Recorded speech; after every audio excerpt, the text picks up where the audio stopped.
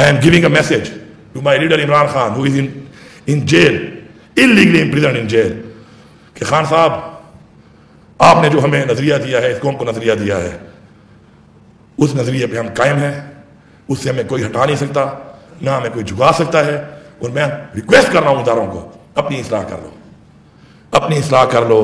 آپ کی اصلاح میں پاکستان کا فائدہ ہے، آپ کی اصلاح میں اس قوم کا فائدہ ہے، آپ کی اصلاح میں آپ کا فائدہ ہے. آؤ بیٹھو ہمارے ساتھ.